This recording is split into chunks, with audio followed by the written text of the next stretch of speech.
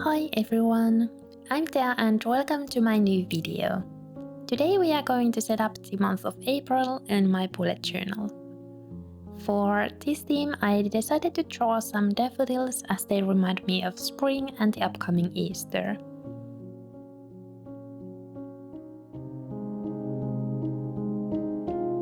I started off by drawing the outlines of my sketch with a pigma pen fineliner. Daffodils are actually quite easy to draw in my opinion, as they have 6 petals and kind of a trumpet shape in the middle.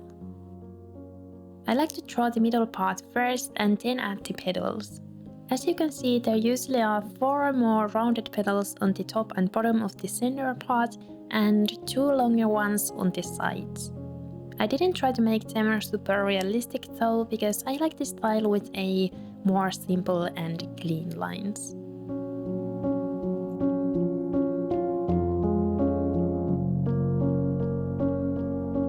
Next I drew a pot for the flowers.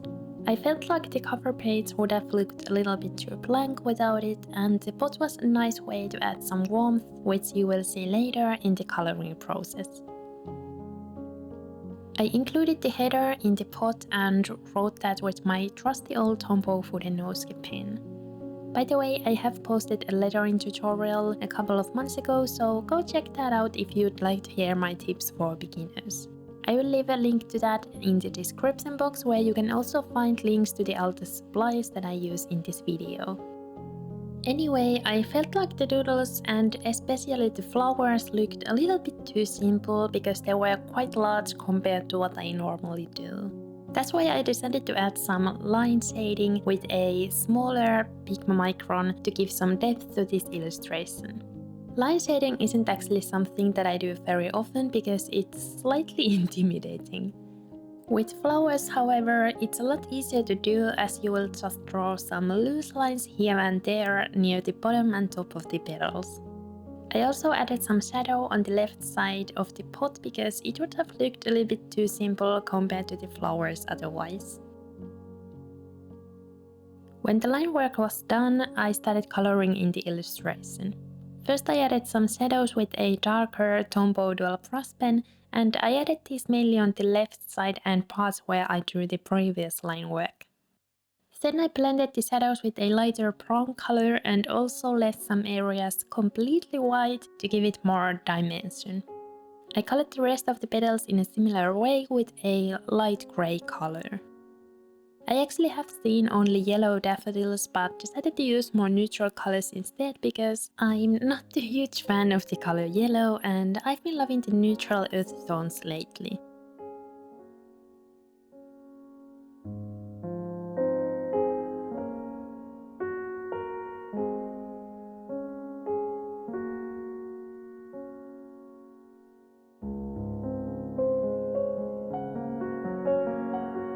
Next I started coloring in the leaves with a Tombow dual brush pen in the shade 192. I would actually like to buy a more warm green Tombow shade, as I don't have one yet, so if you have any recommendations I would love to hear them. I would also like to hear if you have any other favorite Tombow colors. I nowadays buy them only separately so I can get exactly the shade that I like, and I don't end up having too many pens which I don't use.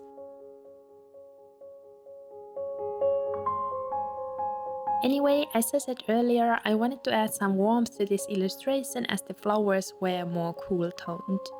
I used a Tombow dual brush pen in the shade 942 for this, and I think this is actually one of my favorite shades as I use it the most often.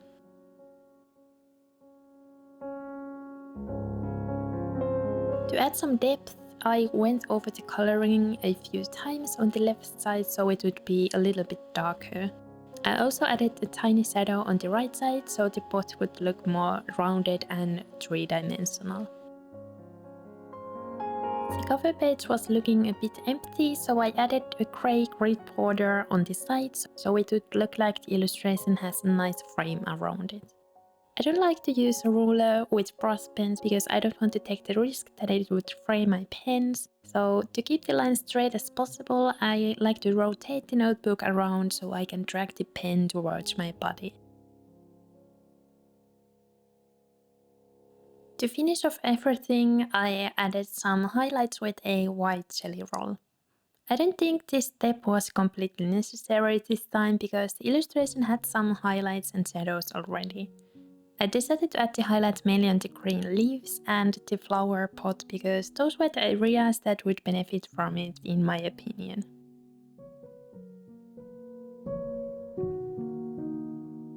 As you can see here, the flower pot looks a lot more three-dimensional with the white highlight.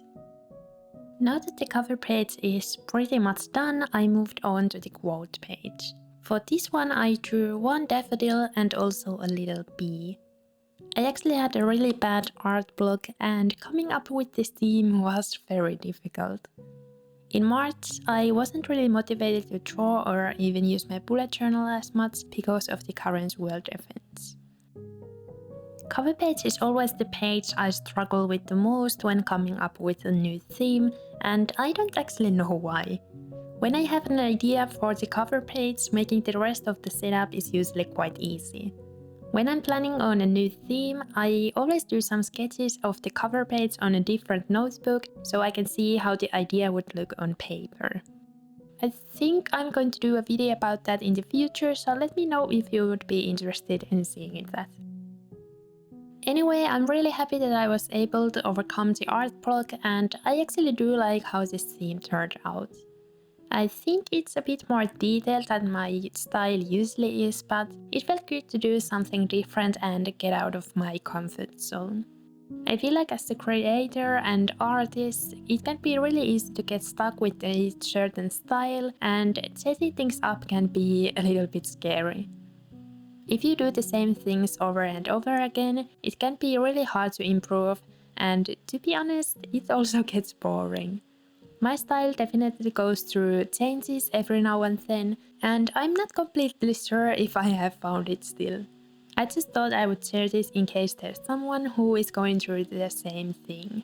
It's okay, and I'm pretty sure that everyone has creative blocks sometimes.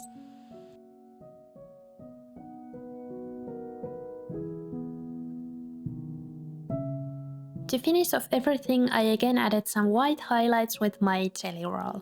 I'm using the 10 thickness by the way, and it's a lot more opaque than the thinner ones. Now that the cover spread is finally done, we can move on to the monthly calendar. I'm using a one-page layout for this again, as I don't need a lot of writing space. I did some changes to this layout though, and I will talk more about that a little bit later.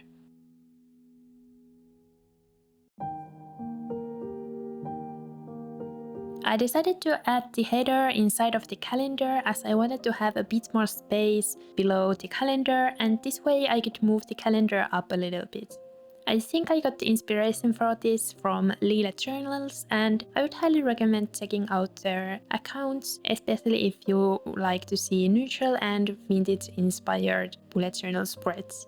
I will link her YouTube channel in the description. Anyway, now you see me do something wild as I'm using a ruler. I felt like the calendar didn't stand out enough with the light brown color, so I decided to draw some of the lines with a black pen, and that's also why I decided to use a ruler. I could have freehanded the lines, but I'm pretty sure that they wouldn't have been very straight. The calendar is now almost done, so let's go over the changes that I made to this layout. I'm a very last minute person, but I try to get better with that, so I thought having a section where I can plan out each week would be helpful. Previously, I haven't had a place where I can do this, as I like to set up my weeklies week by week. Despite the fact that I'm a last minute person, I always get everything done on time. Tight schedules cause me more stress though, so that's why I really want to change that and schedule my time better. I'm really excited to see if this will work, and I will give you some updates in my next Plan With Me video.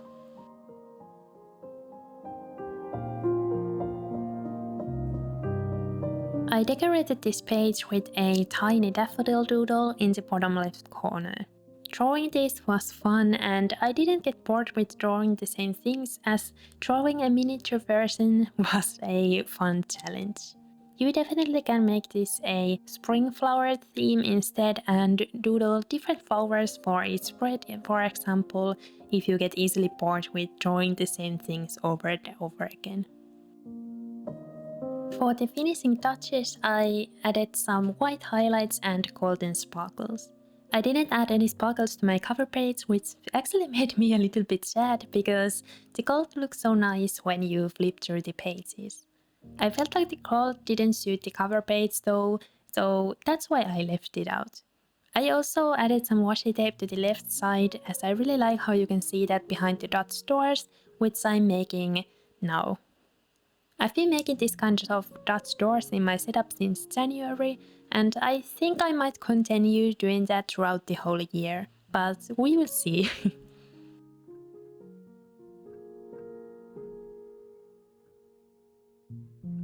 Normally I would make my one line a day spread here, but I decided to change things up a little bit so I would be more motivated to use my journal.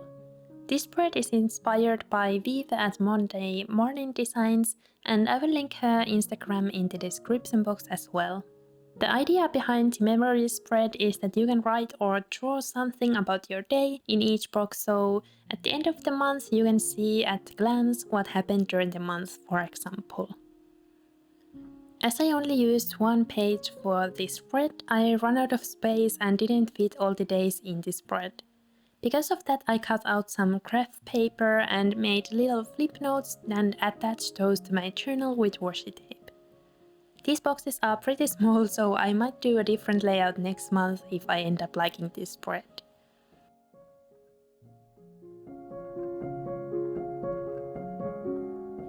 Next, we are moving on to the trackers. For the last 4 months, I've been combining my habit and mood tracker into the same layout, so I again decided to change things up and have them on separate pages.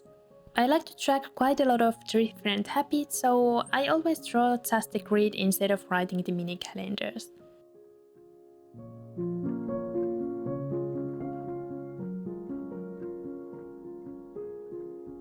On the top, I decided to make this gingham pattern, which I actually used in my tracker spread in November. I felt like this gave the spread more warmth, as the grey was very cool toned.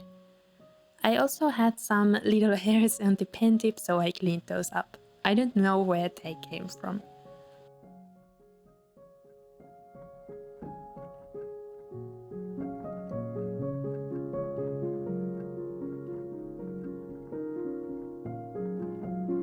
Here you can see some real-time lettering, by the way.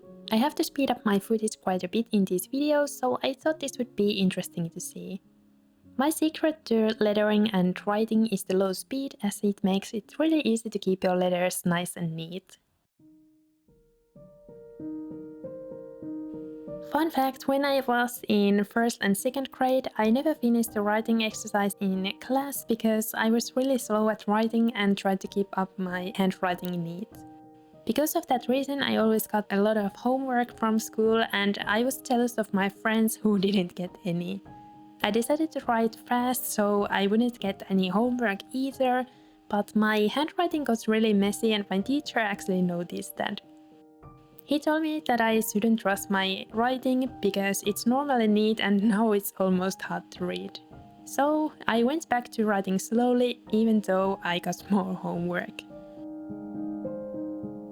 Anyway, back to the video.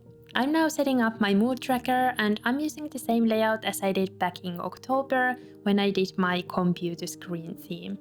I thought the screen would fit this theme too, as I could add the daffodils in the center.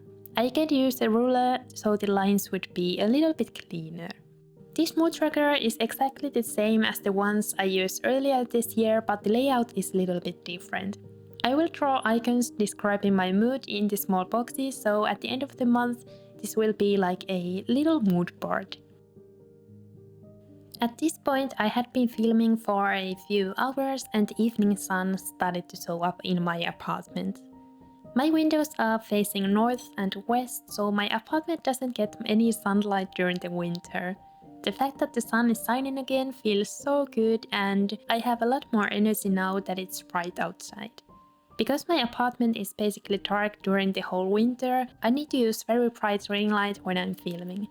So I'm looking forward to seeing how the brighter days will affect the filming process. I thought I would talk about my habit tracker a bit more, as this mood tracker is pretty self-explanatory.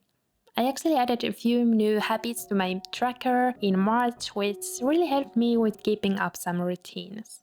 My sleeping schedule was all over the place during winter, so I added up before 10 and bed before 2 to my habit tracker to fix it.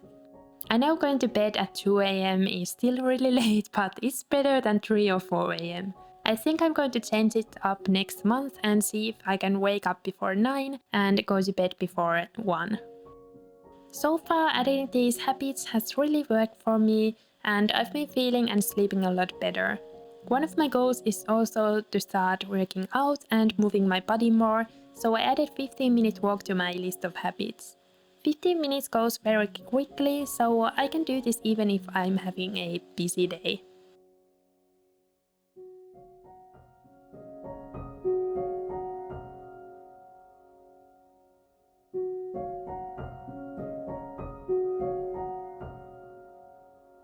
Now I am again finishing up the illustration with some highlights. I really like how this tracker turned out, even though drawing this illustration took a bit more time. The most important thing for me is that the tracker is easy to fill in, so I don't mind putting some effort into it before using it. If you like trackers which you can color in, you can totally skip the icons and color in the squares instead.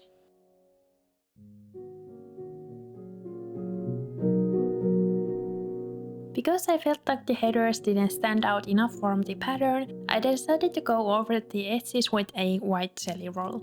Sorry about my head popping in the way, by the way. This hasn't really happened to me before, so I guess that made me a little bit less careful about it getting in the way. When I'm not filming, I usually have my head very close to the paper when I'm drawing something. Anyway, we are now making my monthly review. I was really feeling like I needed some changes, so I changed up this layout too. I started off by writing the header in the center, and then I added some cute little daffodil doodles on both sides. I first used a Pigma pen fineliner, but I felt like it looked a little bit too thick because the doodle was so small. That's why I switched to 01 fineliner when I was drawing the flowers. After the outlines were done, I colored in the mini illustration with the same colors that I used in my cover page. Because of the flower petals were tiny, you almost can't see that they were colored in. I think the grey gives them a bit more dimension though.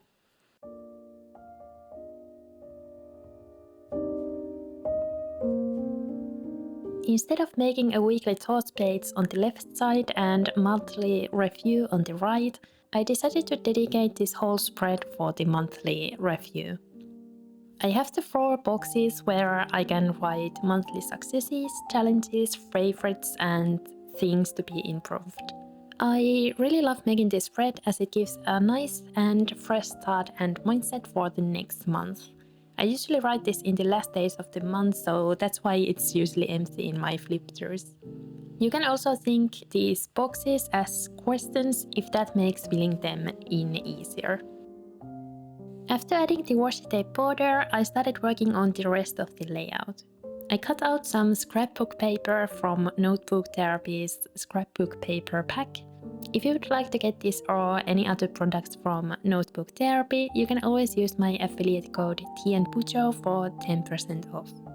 Anyways, I wanted to make a little pocket on the left side where I can store some memories of the month. These can be photos, notes, or movie tickets, for example. I thought this would be a nice way to visualize the monthly highlights, and I can always add my weekly thoughts here as well if I feel like it.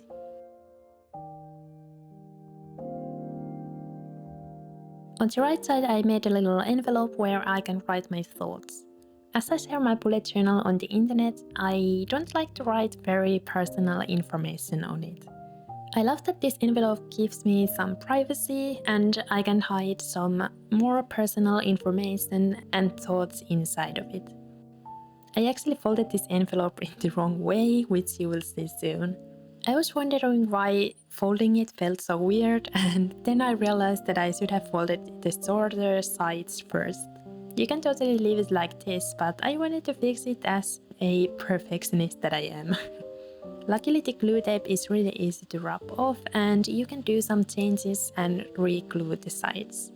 This glue roller is a lifesaver and very useful. It makes less mess compared to a glue stick, which is why I like it. It doesn't work on really textured paper though, so I would recommend using a glue stick with that.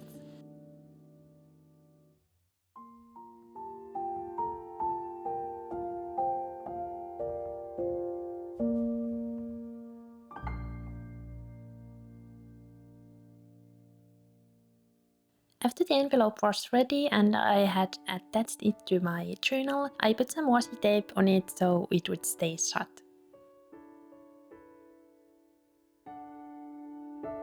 Then I tore some textured paper where I can put the title. I put the glue tape directly in the pocket because it would have ripped the textured paper otherwise.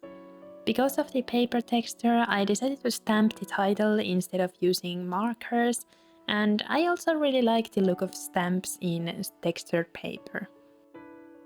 And now for the final spread in the setup, which is my first weekly spread of April. I started off by writing the week number on the top left corner as it gives a nice header to the weekly spread. I also like to add a mini calendar in my weekly so I can see the monthly overview and how fast the time is going by. It also helps to get the dates right as you don't have to flip back to your monthly spread.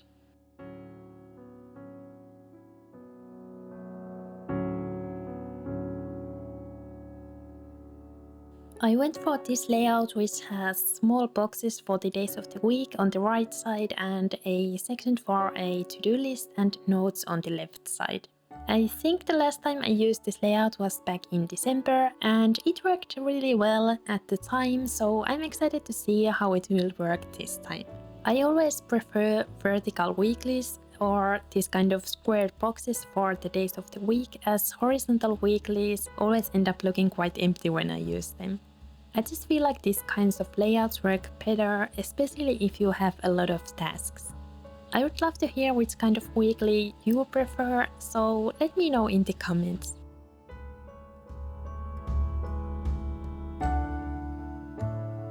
After the layout was ready, I started working on the daffodil illustration, which would make the weekly spread look a little bit more interesting. I again started off by drawing the outlines with a thicker pigma micron fineliner. Usually I just use one thickness for all of my doodles, but I think using different sizes with bigger illustrations looks better as it gives some depth to the illustration. Bigger illustrations like this take a little bit more time, but they are still quite simple to do in my opinion. There's just something really relaxing about drawing flowers, and I feel like those aren't as complicated to draw compared to the animals, for example. So if you are a beginner at drawing, I would recommend starting off with flowers or leaves.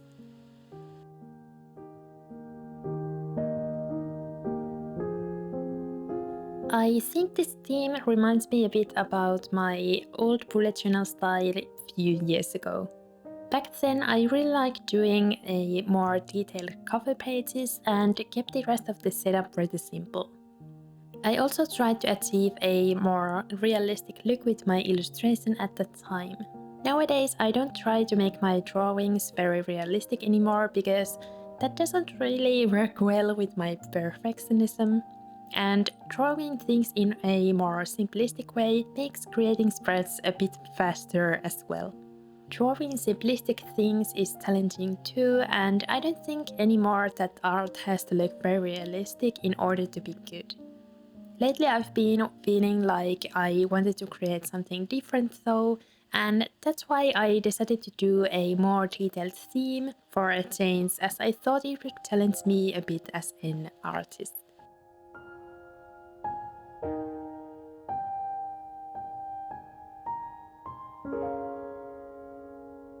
Now it's time for the final flip through of my 2020 April bullet journal setup.